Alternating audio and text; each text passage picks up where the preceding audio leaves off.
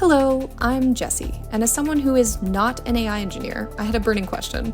What's the difference between training your own chatbot and plugging OpenAI's APIs into your website? Today, I'm talking with Carsten Tusk, co-founder of Xyonix, about why generic chatbots fail and what actually works. What is a difference between a virtual concierge and, say, a generic chatbot that people are maybe training a custom GPT to do, or taking OpenAI APIs and kind of plugging them into their system and just creating a chatbot that way? Funny history. So we call it a virtual concierge because the first thing we actually built was for a hotel chain. It was really a virtual concierge that would give the hotel customers the opportunity to ask the things that they would normally go to the front desk for via, cell phone SMS messages. And then we were thinking, well, this actually makes sense, right? And the service of a concierge is to you can ask questions, but you can also have it do things for you. Right. So it could trigger certain actions automatically on the back end based on the user interaction, like filing tickets, ordering something from room service, et cetera, et cetera. So the big difference between a chatbot and the concierge is that the concierge could perform certain actions for you. Okay. But I feel like the biggest difference between a regular chatbot and what we're building is this integration, and that's important for the concierge too, of highly domain specific knowledge. The virtual concierge for your hotel in, let's say, San Francisco, you don't really care what's going on elsewhere. You just want to see what is available locally and what services does my hotel have to offer and how do we offer them, right? It's great. You can ask ChatGPT about a swimming pool. It might not know the opening hours of your swimming pool. And so localizing things and making it really relevant to your particular data that you have is the biggest difference, I think. Yeah, that makes sense. So kind of a two-pronged, taking automated actions and having it trained on that custom knowledge base are two really big differentiators. Okay, that makes sense. When you're kind of first scoping a product like this with a client and you're trying to figure out what do we want to build versus what they have, what kind of non-negotiables are there that you need before you start the modeling? Everything's negotiable. It's just a question of how much work is required to get it to work. So we, of course, want to know what you want to achieve. Right? What kind of service do you provide? Who is the user base? Is it internal? Is it external? What kind of information do you want it to access? Do you have that information already? Do we need to help you gather that information? It's kind of like a la carte. And we just kind of assess the situation and see what is required to get you to your end goal. Okay. Would you say, though, that they at least have to have some kind of method of collecting data or some kind of pre-existing data set? Or do you come in and help them actually create that data set as well? We help them create that data set. It's always nice if you have a big knowledge base that you can already process. But even if you do, often it needs to be transformed before it can be used by a chatbot and consumed by it. If you want to do it really well, it's not as easy as just uploading it to an OpenAI assistant and just relying on their automatic processing of your data to get good results, right? Very often you have structured information. The structure should be taken into account. You have certain questions where you want reference material later to be surfaced to the user and the responses, things like that. So there's traditionally they call it ETL, transformation and loading of data, where you take the knowledge base, you transform it into a format that is actually consumable by the chatbot and knowledge base engine, and then you serve it up to the user. Okay, that makes sense. When you say that you kind of connect that or integrate it, what does that really mean? Well, it means we gather all the information, or we help the customer gather it and figure out how to source it all. And then there's typically some code development where you can take a look and make use of what I just talked about, like the structure of the documents, are there forms involved, what's important about the forms, spreadsheets, how should they be processed? Because if you use something generic, like an OpenAI assistant or some of the other generic tools, they take a blind approach to it, right? Because it's all automated. They don't really know how to really handle that content and how it should be split up. And the reason why it needs to split up, we probably need to look a little bit about how this retrieval augmented generation works. If you have a generic chatbot, it has a certain corpus it was trained on, a certain knowledge base, and to a certain degree, it can reason a little bit about that, but it doesn't know anything domain specific. So if you want to take your own documents and put them into a chatbot or into a knowledge agent, let's say, you have to figure out how to split it up, and there's a search and information retrieval search stage at first. So the way it works is you ask a question. Based on that question and potentially your whole conversation, you figure out, hey, if I want to answer this in this context, what information do I need to fetch from my knowledge base, right?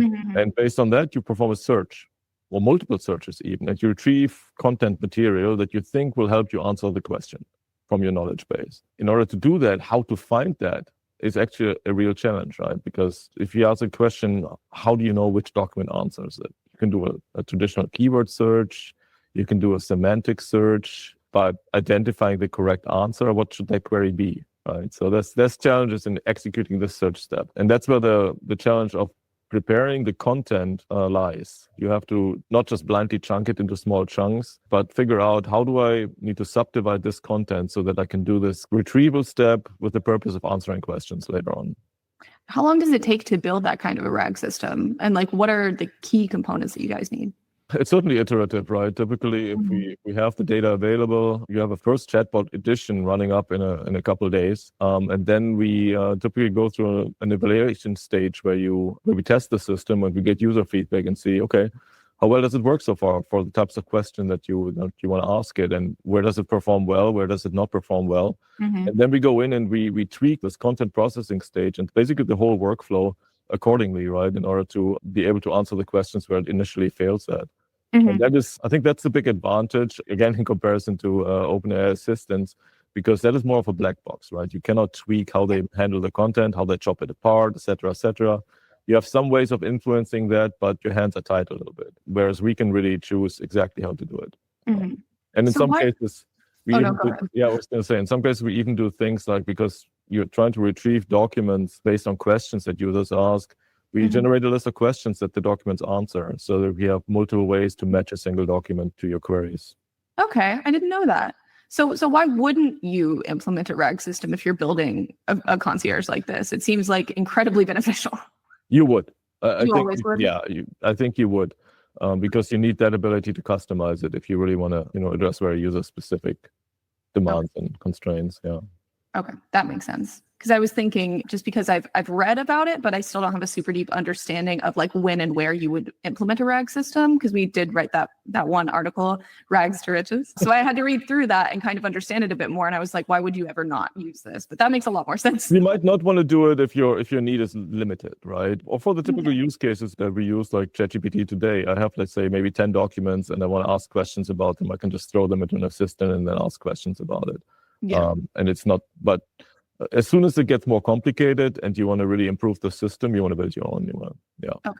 Or you want to rely on somebody else's infrastructure that is highly customizable. But we found that the moment that you get to that stage where you're not happy with the defaults anymore and you really want to change how it works, you might as well have implemented it yourself. So that makes sense. That makes a lot more sense. That's kind of connecting the dots to me about some of the things that I've learned before. Because obviously, like, I get brief overviews in these videos and when I'm editing articles, but this video series specifically has been very helpful to me, and talking to both you and Bill, because you have different ways of explaining things for me to really, like, I'm not going to be an AI engineer tomorrow, but I definitely have a much better understanding about it, which is nice. You're certainly picking up a lot of things about it, though. So for sure. Kind of walking back to the two scenarios, we've built concierges for two different clients recently. One more on the customer facing side, kind of spotting their pain points, being able to retrieve difficult to parse information for them, answering their questions on that difficult to parse information.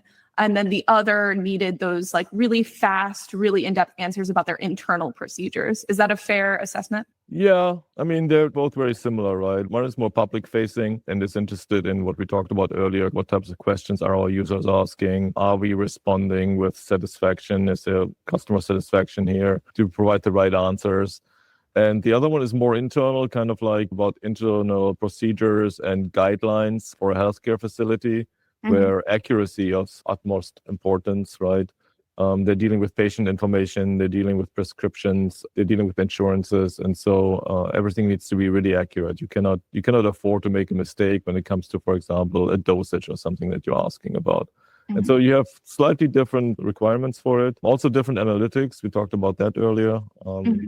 Talking about what questions your users are asking and what that look like, versus the other one is more interested in, are the answers correct or not? What is in this case, what was important for both of them is that there is a way to validate the responses. You heard about hallucinations, right? And yes. Yeah, LLMs sometimes make stuff up. So we try to provide a citation to the source material that the answer came from with every answer.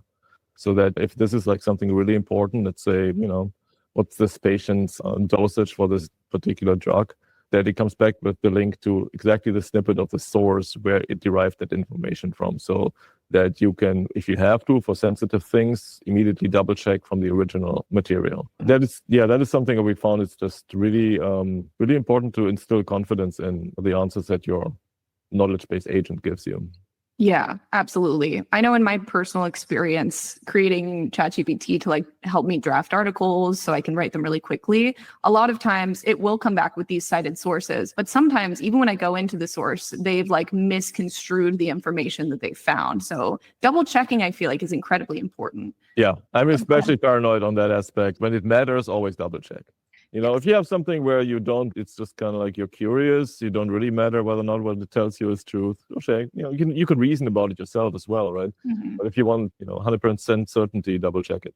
Yeah. Or if it's something super subjective, like for me personally, content marketing specifically, create 5 optimized hashtags for this YouTube short based off of the transcript of it. Something like that. I think especially when I'm trying to learn something from ChatGPT, I always want to go to the sources it's given me and verify that information. I've had AI agents lie to me one too many times. It was funny when Gemini first came out. I'm not as into foraging for mushrooms as other people in the Pacific Northwest, but I still think it's really interesting.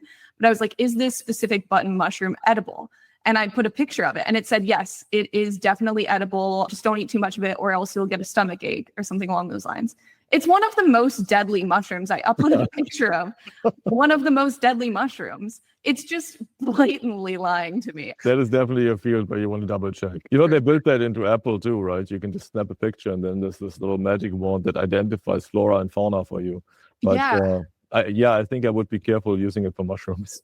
Absolutely. Absolutely. Going back to it, with the 2 approaches that we have, one more public facing, one more private facing, what are the techniques for preventing these hallucinations any different? No, not really, because there's nothing. So you can try to prevent them a little bit by proper prompting, like the how you prompt the LLM to answer the question. You can put some constraints and guardrails into that. But again, you're asking the thing that fails in the first place to not fail. It helps, but it's not a guarantee. If you really need double or really super triple checking, if you have enough time, you can ask a secondary LLM to validate the answers of the first one. So you can do something that traditionally we would call it almost an ensemble classifier, where you kind of like ask like a little gremium of experts, hey, do you guys all agree? Does this sound reasonable? Mm-hmm. But ultimately, there's no better validation than having a citation to the source where it thinks it derived the information from, and then pointing you right to it, and the human double checks it. So I wanted to touch on penetration testing and just security in general a little bit. I'm curious, at what point in model development are you starting to prioritize that security aspect? Not specifically penetration testing, but in general, the security aspects. Well, penetration testing. It's literally like just the terms of trying to break into somebody else's system and see how safe it is. The question is, do you have to? In our scenarios, typically, so if you have the internal user case, you don't really have to. You trust your users. They already have access to your data. They already have access to your systems. You don't need to do any penetration testing there. If you have external users, the question is, are you exposing anything in your knowledge base that you don't want them to have? But then it's a chatbot. You give them access to the full knowledge base. So there's really no penetration testing in our use cases typically. It's more like sometimes you want to prevent your systems from being jailbroken and being used for purposes that they're not supposed to, because at the end of the day, you're paying for it. So an example for that is, let's say you have a public-facing chatbot where you can ask questions about the company, and somebody wants to use it because they don't want to pay OpenAI for their API credentials, right? And so if your chatbot doesn't guard from that, and it is configured in a way that it can answer any kind of question, then you could talk about anything. Talk to it about phishing if you want. We try to prevent that through proper prompting, making sure that it stays on topic, that if the answer is not relevant to what the company is providing, or it's limited domain, it doesn't answer. It says, I can't talk to you about that. And so those are some of the guardrails you put in, but it's not really penetration testing. And then if you want to test those guardrails and see if they work, now that would be penetration testing, where somebody tries to talk to your bot about phishing, and you make sure that it says, hey, sorry, I can't talk about that. I only talk about, let's say, Xyonix stuff. Yeah. What do you think are the most important guardrails to put on any virtual concierge, if any? Usually determined by company policy. Yeah, staying on topic. Only answering basically topics that it's supposed to discuss. In the case of retrieval augmented generation, to only answer from the content it actually retrieved. That's part of a mixture of reducing hallucinations as well. So the retrieval augmented generation works in a way that you retrieve the documents you think it should answer from, And then you need to enforce that and say, hey, only really answer this question from this context that we provided. Don't go outside of the box. The answer is not contained in there. Do not provide an answer. Say you don't know, et cetera, et cetera. So those are probably the most important guardrails. Mm-hmm. Okay, that makes sense. Yeah, pen testing specifically, I know because we wrote an article about it recently, but a lot of people have been searching it on Google Search Console recently. So I think it's becoming more like an understood term in the general public, which is why. It might be, because prior to that, it would only be for IT folks and cybersecurity guys. Yeah. I mean, if I hadn't had to read and edit an article about it, I would have no idea what penetration testing was. People are just generally becoming more aware of AI and more nuances. There's still a huge fear around it. It's so interesting to see. But the only fear I would have about it if somebody actually enables it to take real decisions. Yes, for sure. But I also think for maybe some of the people who aren't as educated about AI, the fear is just, oh, it's something that seems human-like and that scares me. Almost like that uncanny valley reality. But I also think if they did like some basic research, it would help demystify any of their fears. Well, I think you're totally right. And especially also if you look at generated media, generated video, they're making really good progress there. I think we're very close to not being able to distinguish artificial generated media content from real video content anymore. And so you really have to be able to trust your sources going forward, I think. You know, I can only speak for the things that I've seen and been exposed to, but in my specific sphere, I would say that there's a solid amount of people who already cannot distinguish AI generated content from real content. And it tends to be like my grandma's friends, like people I know who are a little bit older, who weren't always even good at using an iPhone, but it has gotten incredibly difficult to distinguish AI generated content. And I'm not the biggest fan of that. I don't really like that. I recently remastered the deepfake detection podcast. What the guest was saying was that basically you can tell if it's a video, whether or not a person is real, because the way that their face is flushed doesn't match normal heartbeat rhythm patterns. And I thought that was interesting. Until we teach that to the AI, because it's a cat and mouse game, right? It's kind of like, oh, how are they detecting this? Well, let's fix that. It's literally like debugging software. So in the not so far future, whatever they come up to detect it will probably be broken. And the same thing is valid for watermarking. You know, a lot of providers that act responsibly put watermarks into their content. But if something, for example, is an open source generator, all you have to do is like go to the source and remove the watermark generation. And then you have AI content that is almost indistinguishable again. So I feel like it's more something that needs to develop in our conscious minds to really question the sources and take everything with a grain of salt that you read online or see online. I definitely agree. Although I just personally feel like we're devolving farther and farther away from that as opposed to going towards it. I think we did touch on this a little bit. So some of the clients we work with have very sensitive data. How do we keep that kind of private info safe? I would say specifically in healthcare context, because I know that we have strict HIPAA regulations that we adhere to. How do we kind of keep that information secure when connecting these models to their internal systems? What do we do to ensure that security? So it's interesting, right? Because we typically don't run these models ourselves. So we rely on third-party providers that provide us an environment to run them in. And especially if you look at something like HIPAA, there's something called a business associates agreement, which is basically like if one covered entity, which is somebody like a healthcare provider that has PII, PHI data, personally identifiable information and patient data, when they have an agreement with a subcontractor, they basically need to ensure the subcontractor also follows all the standards and regulations.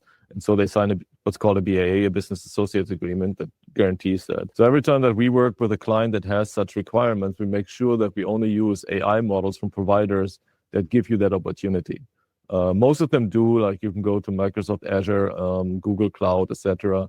And you can sign a BAA agreement with them. And then under that agreement, they guarantee that a certain subset of their services follows HIPAA standards and regulations. And you can only use those standards and regulations. So when we use like an LLM API, we always go to a provider that allows us to have that agreement with them, or the company, the client, to have that agreement with them and only use their APIs. But in addition to that, we also in those situations, even though we try to be HIPAA compliant on our own and our own security standards, we like to work in the client's secure environment, because if they already deal with healthcare data, they have a secure environment that follows all the rules and regulations, is audited regularly, etc. And so to really limit any exposure of any sensitive data, we ask them to provide us with a work environment within their constraints. And from there, then we talk to other APIs that we have this BAA agreement with. So it's kind of like a way to really secure the data. Nothing leaves that environment and everything stays secure. But you're right, you have to absolutely be very careful with that data. That makes a lot more sense than just completely reconstructing our own secure environment. Right. Okay. It's also very, very costly, and there's a lot of effort involved in maintaining a HIPAA-compliant environment. So. That makes sense. What's the number one mistake you see people make when they're trying to roll out their own chatbot? That's a really good question, because I have not really seen too many people roll out their own chatbot that goes beyond just using like OpenAI assistants. I'm not sure you can make a really big mistake there. The question is whether or not what you do serves your needs, right? Is it accurate enough? Are you happy with the responses? Are you able to reduce hallucinations in a satisfactory manner? We talked about a lot of things that people need to pay attention to. Are they paying attention to that? Or are they trusting the technology too much? I think the biggest mistake I've seen so far, now I remember, is people are trusting AI too much, right? Always question what it gives back. If it serves your purpose, like you said earlier, use it for inspiration, creative purposes. When you don't care whether or not you make stuff up, sometimes you want it to make stuff up, absolutely go for it. But if you want to deliver you deterministic answers to your questions that you can absolutely trust, then be very careful and always make sure you have a way to validate them. And so then we're back to what we said earlier. You want to make sure you have accurate references to the source material used to answer your questions. You want to have a way to double check that the answer is correct before you blindly trust it. In the healthcare space, we always have a man in the middle approach, where for sensitive things, we always make sure there's a human that validates the answer. And I mean, this is very valuable, right? You can improve that throughput by like 70%, but the human cannot be eliminated. They still need to be there. Still need to make sure that ultimately I sign off on what this AI told me, right? Yeah, absolutely. I would say the two biggest failures that I have seen just from being someone who reads AI headlines, has their finger on the pulse of the most recent news, is, and I'm sure you've heard of it, the dealership that sold a Chevy Tahoe for $1 and then had to honor that transaction because the chatbot very confidently sold the Chevy Tahoe for $1. I think I heard about that, yes. Yes. That one comes to mind. And then on a much more depressing note, have you heard about the Character AI chatbot? Not sure. Tell me about it. It's a very sad case, but Character AI, you can talk with chatbots that I don't even know if they're really trained so specifically or if they're more like custom GPTs, but they basically emanate specific popular culture characters. So this specific kid was 14 years old and he was talking to a chatbot version of Daenerys Targaryen from Game of Thrones. Yeah. And he basically fell in love with it and he was having really depressive thoughts and the chatbot encouraged him to hurt himself and he ended up dying. And now his mom is suing Character AI for saying you should have done something about this. You should have had that level of escalation between when you're noticing this harmful language and you shouldn't have had a chatbot that encouraged him to do it. I don't even understand how that could have happened. So that case is currently ongoing, but that's something that I feel like is not talked about enough because it's already happened. Why don't we have... Well, I agree with you. And it boils down maybe to the penetration testing you were talking about earlier. Like, while we don't really have these use cases because we typically operate with businesses in professional environments and there's no such dangers. I mean, our biggest danger would be data leakage or app use of the service like we talked about. But those both examples that you said are something where you should have some serious penetration testing. You should have guardrails into place that the chatbot doesn't deliver anything related to self-harm, et cetera, et cetera. And in the case of the car dealership, just make sure that, some of these, and that's what penetration testing is about. You have a set of identifiable threats and you make sure that those can't be realized. And talking your bot into like a price that doesn't exist is one of those. Absolutely. Yeah. Those are serious. And I don't really know to what degree we can really guarantee that they are not happening, right? Again, short of the human in the loop, but the human in the loop is often cost prohibitive for companies like that, especially something like Character AI. Their whole purpose in the world is providing entertainment through a chatbot, right? You can do the double checking, but again, you have to make sure that your chatbots can't be jailbroken. I wouldn't trust that really. Maybe you can get to 99% safety, but I don't think you can get to 100%. Absolutely. Kind of along the same lines, but a little different. I know we've done projects before that, at least when I've talked to Deep, he said they were very surprised by the user input. The one that comes to mind is the fan response parser, in which we analyzed content from tons of different celebrities' text messages. They had the system where fans could text celebrities, but of course they get millions of texts. So we created a model to help them parse through those texts and identify them into specific categories of merch requests, tour requests, etc. Deep said he was very surprised that, and I'm probably misquoting him, but less than 1% of fans were sending depressing texts of, I'm not happy with my life, I'm not feeling well, to these celebrities. And Deep was surprised, one, that they would just open their hearts up to these celebrities, but two, that seemed to be the thing that these celebrities cared the most about. So we ended up doing the depression text analyzer and helping them figure out when and where to elevate it to an actual human, or I believe perhaps it was the suicide hotline, I'm not sure. But along those same lines, what's something very surprising that you've learned about how people actually use these concierges? I can't really think of anything because all of our use cases so far were very predictable, and I haven't really seen much use outside of their desired scenario. Nothing surprising really, because we're often so domain specific. The example that you mentioned, that was just like generally commentary, and like we talked about before, one of the things we do is exactly that. We analyze what are your users talking about, right? And then you sometimes see some really interesting things, especially if it's an open field. But for example, if you have domain-specific questions, like your agent is more of a knowledge-based agent, and we even guard it against questions that are not falling into that categories, then you kind of only see the expected questions. A little bit tangential, but have you ever been very surprised by the output of one of the models we've created? Very surprised? Or mildly surprised works too. No, not really. Actually, the most surprised I am sometimes seeing how well it works, because I typically don't expect it to work very well. So I'm like, oh, it did get that. Wow, that's impressive. So yeah, that's, I mean, good for us. Or good for the models. Sometimes they surprise you in a positive way. That's true. Yeah. Okay, awesome. That's all for this episode of AI Expert Insights. If you're tired of being bombarded with AI buzzwords and want to separate hype from reality, or you're building something and need advice from real people who've been there, like and subscribe for more. Thanks for watching.